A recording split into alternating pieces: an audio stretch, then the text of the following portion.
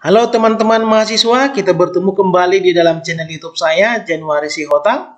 Sebuah channel YouTube yang fokus di bidang ilmu hukum, dunia kampus, dan juga dunia literasi. Kali ini kita masih tetap dalam video pembelajaran mata kuliah Hukum Tata Negara dan sudah memasuki bagian yang ketujuh dengan tema partai politik. Kali ini kita akan membahas mengenai pengertian, kemudian sejarah perkembangan partai politik, serta fungsi atau peran daripada partai politik itu sendiri dalam kehidupan berbangsa dan bernegara. Kita mulai dari topik yang pertama, yaitu pengertian partai politik. Berbicara mengenai pengertian partai politik, saya akan mengutip satu pendapat yang luar biasa dari ahli yang luar biasa, yaitu Profesor Miriam Budiardjo.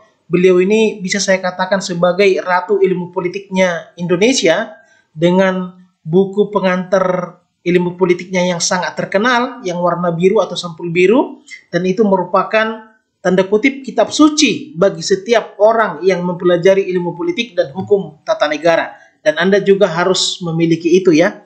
Kapan-kapan saya akan membuat review tentang buku tersebut. Menurut Miriam Budiardjo, partai politik itu adalah suatu kelompok terorganisir yang anggota-anggotanya mempunyai orientasi, nilai-nilai dan cita-cita yang sama. Tujuan kelompok ini adalah untuk memperoleh kekuasaan politik dan merebut kedudukan politik. Biasanya dilakukan dengan cara konstitusional untuk melaksanakan programnya. Kalau kita bedah pengertian partai politik menurut Miriam Budiardjo ini, maka kita akan mengambil 3 unsur utama. Yang pertama, bahwa partai politik itu anggota-anggotanya memiliki orientasi atau cita-cita yang sama. Makanya kemudian partai politik itu memiliki visi misi yang berbeda. Ya, ada partai politik berbasis agama, ada partai politik nasionalis, ada partai politik komunis, dan lain-lain. Dan orang-orang yang tergabung di dalam satu partai politik itu tentu karena mereka memiliki landasan ideologi, memiliki gagasan yang sama, ya. Kemudian yang kedua, tujuan partai politik ini adalah untuk memperoleh atau merebut kedudukan politik. Jadi teman-teman, satu hal yang membedakan antara partai politik dengan ormas adalah tujuannya, yaitu untuk mencapai kekuasaan. Kalau ormas itu tujuannya tidak akan mencapai kekuasaan, tapi mungkin dalam hal kegiatan sosial, keagamaan, dan lain-lain. Sedangkan partai politik itu sudah pasti tujuannya untuk mencapai kekuasaan atau memperoleh bahkan merebut kedudukan politik. Kemudian yang ketiga, untuk mencapai kedudukan politik itu diperoleh dengan cara yang konstitusional. Jadi cara-cara yang konstitusional ini tentu melalui yang namanya pemilihan umum. Makanya kemudian partai politik itu diberikan hak privilege di dalam mencalonkan baik itu calon legislatif maupun calon eksekutif. Oke? Nah, sekarang kita lihat pengertian partai politik yang kedua.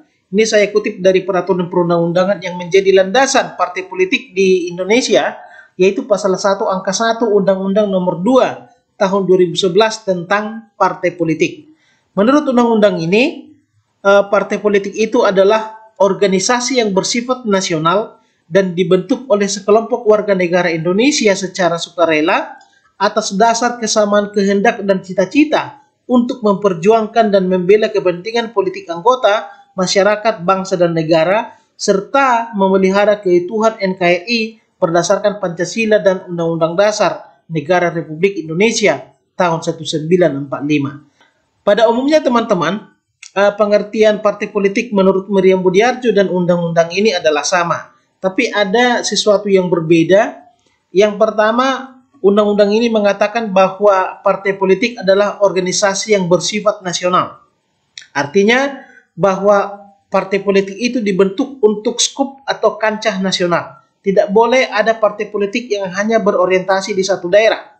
Lalu kemudian mungkin Anda bertanya, kenapa di Aceh itu ada yang namanya partai lokal? Ya, misalnya ada partai Aceh dan lain-lain.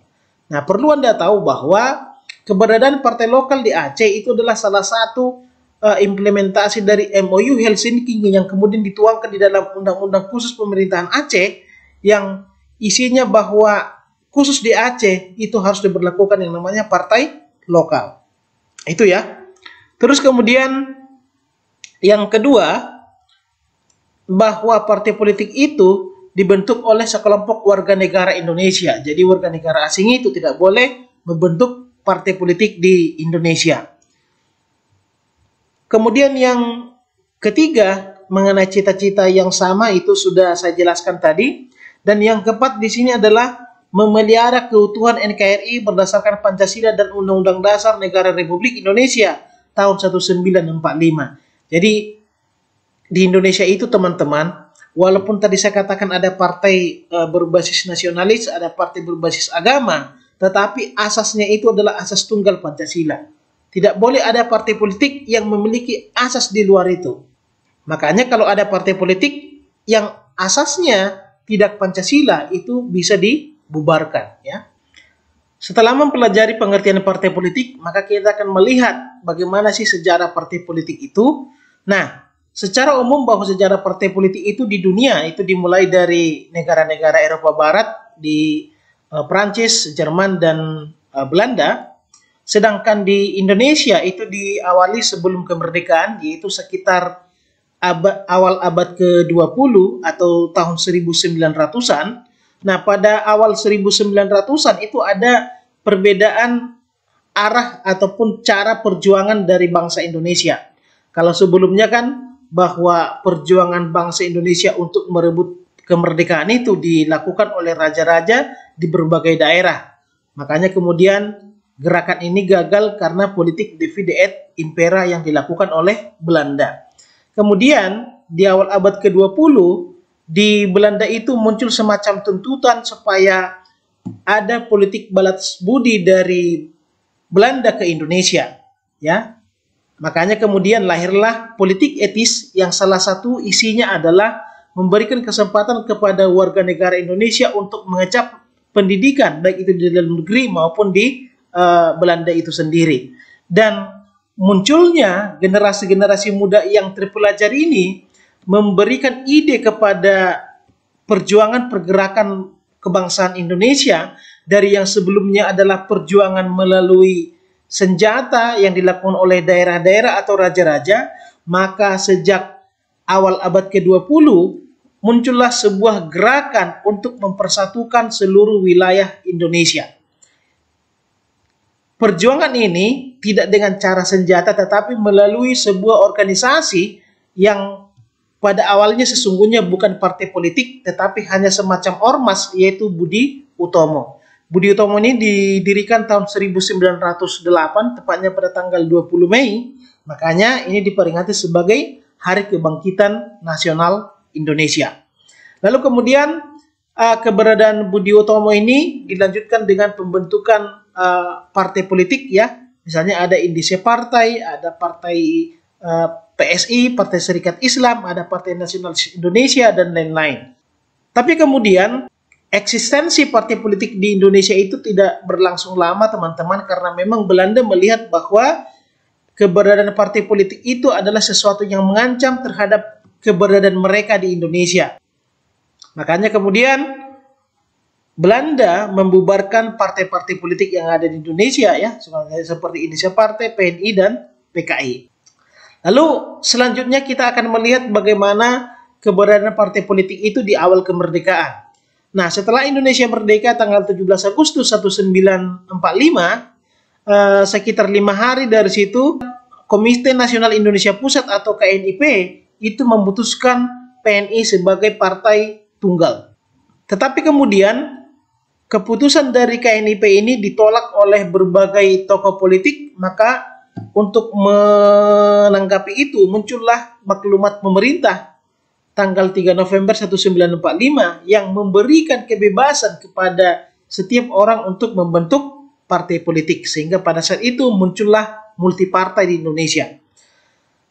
Inilah yang kemudian melatar belakangi munculnya salah satu maklumat yang paling terkenal, yaitu maklumat nomor X tanggal 14 November 1945, di mana maklumat ini isinya adalah mengubah sistem pemerintahan Indonesia dari yang sebelumnya adalah sistem presidensil dengan berbagai modifikasi menjadi sistem parlementer. Karena kita tahu bahwa sistem multipartai itu biasanya sangat cocok dengan sistem parlementer. Nah, lalu bagaimana keberadaan partai politik di masa konstitusi RIS dan Undang-Undang Dasar Sementara 1950? Sistem multipartai itu masih tetap berlanjut, teman-teman.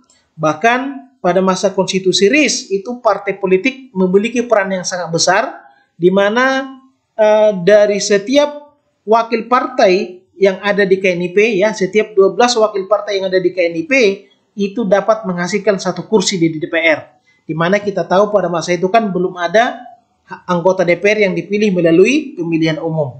Karena pemilu di Indonesia yang pertama sekali itu baru ada pada tahun 1955 di masa Undang-Undang Dasar Sementara 1950. Hebatnya pada pemilu pertama tahun 1955 itu menghasilkan 27 partai politik yang memiliki kursi di DPR. Ini sangat luar biasa, teman-teman. Ini hampir sama seperti banyaknya partai politik yang muncul ketika era reformasi. Tetapi kemudian situasi yang berbeda terjadi pada masa demokrasi terpimpin. Kita tahu bahwa demokrasi terpimpin itu terjadi ketika adanya dekret Presiden 5 Juli 1959. Sebelum lahirnya dekret Presiden ini, sebenarnya aroma-aroma demokrasi terpimpin itu sudah dibuat oleh Soekarno, yaitu dengan pembentukan Jaken Kabinet atau kabinet yang tidak berasal dari partai politik. Bahkan kemudian pada masa itu Presiden Soekarno membubarkan DPR hasil dari pemilu 1955, lalu kemudian membubarkan konstituante yang sedang menggodok Undang-Undang Dasar, dan kita kemudian kembali ke sistem presidensial berdasarkan Undang-Undang Dasar 1945. Tetapi hal ini kemudian mendapatkan perlawanan yang sangat luar biasa dari para partai politik, terutama dari daerah, sehingga ini memunculkan banyak pemberontakan-pemberontakan, baik itu misalnya DITI, lalu kemudian PRRI maupun Permesta. Bahkan akibat dari pemberontakan-pemberontakan tersebut, Presiden Soekarno sampai membubarkan Partai Serikat Islam dan Masyumi karena dianggap sebagai dalang daripada pemberontakan PRRI. Beralihnya pemerintahan dari Soekarno ke Soeharto ternyata tidak terlalu baik bagi perkembangan partai politik. Bahkan Soeharto melakukan penggabungan paksa, ya, saya anggap ini sebagai penggabungan paksa partai politik yang ada di Indonesia yang sebelumnya itu sangat banyak, ya, tapi kemudian dipaksa untuk menjadi 2 partai politik, yaitu Partai Demokrasi Indonesia dan Partai P3, Partai Persatuan Pembangunan. Partai-partai yang tergabung kepada PDI adalah partai-partai yang berbasis nasionalis seperti PNI, kemudian juga partai-partai yang berbasis kekristenan, ya, ada Perkindo, ada Partai Katolik dan lain-lain. Sedangkan partai yang tergabung ke P3 adalah partai yang berbasis Islam. Ini adalah salah satu sejarah hitam bagi partai politik karena partai politik itu dipaksa untuk bergabung walaupun sesungguhnya ada perbedaan visi dan misi di antara partai politik tersebut. Hal ini kemudian berjalan hampir 30 tahun dan berujung ketika Soeharto tumbang digantikan oleh Habibie, di mana pada masa Habibie sangat terkenal dengan yang namanya menjamurnya partai politik di Indonesia, ya. Itu dimulai dalam pemilu tahun 1999, itu diikuti oleh 48 partai politik. Salah satu hal yang sangat mengembirakan kemudian setelah era reformasi adalah ketika Undang-Undang Dasar 1945 setelah perubahan itu mengatur mengenai pembubaran partai politik. Yang sebelumnya bahwa partai politik itu bisa dibubarkan oleh pemerintah, tetapi setelah Undang-Undang Dasar 1945, partai politik itu tidak bisa dibubarkan sembarangan. Ada mekanisme-mekanisme konstitusional yang harus dilalui, yakni melalui lembaga yang bernama Mahkamah Konstitusi. Sekarang kita akan melihat mengenai sistem kepartaian. Jadi sebelum saya jelaskan apa-apa saja itu sistem kepartaian, kita harus lihat dulu apa sih yang dimaksud dengan sistem kepartaian ini. Jadi sistem kepartaian itu adalah bagaimana hubungan antara partai yang satu dengan partai yang lain, atau partai dengan negara, atau partai dengan lembaga negara di dalam mencapai tujuan-tujuannya. Berdasarkan itu maka kemudian sistem kepartaian dibagi atas 3, yaitu sistem partai tunggal, sistem dui partai, dan sistem multipartai. Nah, yang pertama yaitu sistem partai tunggal. Kalau dikatakan sistem partai tunggal berarti di dalam satu negara itu hanya ada satu partai. Ini biasanya terjadi di negara-negara yang otoriter maupun negara-negara yang menganut paham komunis. Nah, misalnya pada masa lalu ada di masa Nazi, ya. Kemudian ada juga di Cina dengan partai komunisnya. Sistem partai tunggal ini biasanya diterapkan supaya penguasa itu bisa mengontrol setiap pergerakan daripada warga negaranya. Karena tidak ada pilihan lain untuk menyuarakan aspirasi kecuali dari partai tunggal tersebut. Kemudian yang kedua, ada namanya sistem dui partai. Dui itu artinya dua, berarti sistem dua partai. Ini biasanya terjadi di negara-negara yang menganut sistem presidensial. Nah, dengan sistem dui partai bukan berarti teman-teman di sana itu hanya ada dua partai. Tetapi sesungguhnya ada beberapa atau banyak partai di negara tersebut. Namun, partai-partai tersebut kemudian menyalurkan aspirasinya ke dua partai terbesar yang ikut serta di dalam pemilihan umum. Misalnya di Amerika itu hanya ada dua partai yang ikut di dalam pemilihan umum, yaitu Partai Republik dan Partai Demokrat. Sedangkan yang ketiga ada namanya sistem multipartai. Multi artinya banyak, berarti sistem partai banyak. Ini sama seperti yang terjadi di Indonesia, teman-teman. Sebenarnya sistem multipartai ini sangat cocok di negara-negara yang menganut sistem parlementer. Nah, makanya kemudian keberadaan sistem multipartai di dalam sistem presidensial yang ada di Indonesia ini merupakan sebuah ironisme. Makanya sistem presidensial kita itu biasanya sangat riuh, ya. Suasana politiknya sangat dinamis, padahal seperti yang kita pelajari dalam pelajaran yang lalu mengenai sistem pemerintahan, salah satu keunggulan daripada sistem presidensial adalah adanya stabilitas politik. Nah, sekarang kita akan melihat fungsi partai politik. Jadi, secara umum teman-teman bahwa fungsi partai politik itu ada 5, ya. Kita mulai dari fungsi yang pertama yaitu sarana pendidikan politik. Ini hampir sama juga dengan fungsi yang keempat yaitu sarana sosialisasi politik, ya. Jadi maksudnya di sini bahwa partai politik itu harus bisa mentransmisikan bagaimana seharusnya sebagai seorang warga negara, bagaimana cara-cara atau tindakan yang harus dilakukan kader-kadernya sebagai seorang warga negara. Misalnya dalam hal pemahaman hak dan kewajiban sebagai warga negara. Itu dia, makanya dikatakan sebagai pendidikan politik. Kemudian yang kedua, partai politik juga berfungsi dalam hal sebagai sarana komunikasi politik. Kalau dikatakan sebagai sarana komunikasi politik, berarti partai politik adalah sebagai perpanjangan lidah daripada rakyat, sekaligus juga sebagai perpanjangan lidah dari pemerintah. Artinya di sini, partai politik itu menginformasikan atau memberitakan informasi-informasi dari pemerintah kepada masyarakat. Sebaliknya, partai politik itu mengagregasi kepentingan-kepentingan ataupun aspirasi dari rakyat untuk diwujudkan oleh pemerintah. Sedangkan yang ketiga, partai politik itu berfungsi sebagai sarana rekrutmen politik. Artinya di sini, partai politik itu diberikan privilege di dalam hal proses rekrutmen politik. Makanya banyak lembaga-lembaga negara di Indonesia, terutama lembaga-lembaga politik, itu melibatkan partai politik dalam hal proses rekrutmennya. Misalnya, dalam pasal 6A, bisa Anda lihat di situ bahwa yang berwenang atau berhak untuk mencalonkan presiden dan wakil presiden adalah partai politik atau gabungan partai politik.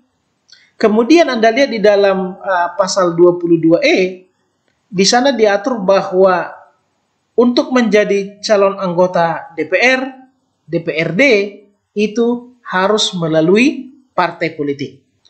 Belum lagi kemudian seleksi-seleksi komisioner di lembaga negara yang walaupun tidak melibatkan partai politik secara langsung, tetapi juga melibatkan wakil-wakil partai politik yang ada di DPR. Yang keempat, sebagai sarana sosialisasi politik, itu tak perlu saya jelaskan karena tadi sama dengan pendidikan politik.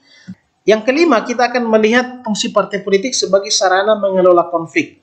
Kalau dikatakan sebagai sarana mengelola konflik, berarti partai politik itu dijadikan sebagai salah satu media untuk meredakan konflik atau menghilangkan konflik yang ada di satu negara. Kita tahu teman-teman bahwa di dalam satu negara itu akan sangat banyak perbedaan, begitu karena perbedaan agama, suku, dan lain-lain, yang tentu di dalam perbedaan itu sangat berpotensi terjadinya konflik, baik itu antar individu maupun antar kelompok. Dengan demikian, keberadaan partai politik tadi yang cita-cita dan gagasannya harus berdasarkan Pancasila dan Undang-Undang Dasar, itu diharapkan dapat meredakan ataupun sebagai media penyambung antara yang berkonflik. Walaupun kemudian akhir-akhir ini kita melihat bahwa kegaduhan-kegaduhan yang muncul di satu negara itu justru ditimbulkan oleh partai politik itu sendiri, kan begitu ya. Baik itu melalui ucapan-ucapan yang menimbulkan kegaduhan publik maupun karena adanya perseteruan antara partai politik yang satu dengan partai politik yang lain demi mencapai tujuan. Tetapi secara teori teman-teman, yang 5 inilah yang menjadi fungsi daripada partai politik. Oke, saya rasa demikian teman-teman. Semoga video ini bermanfaat bagi Anda. Kita berjumpa di video-video selanjutnya.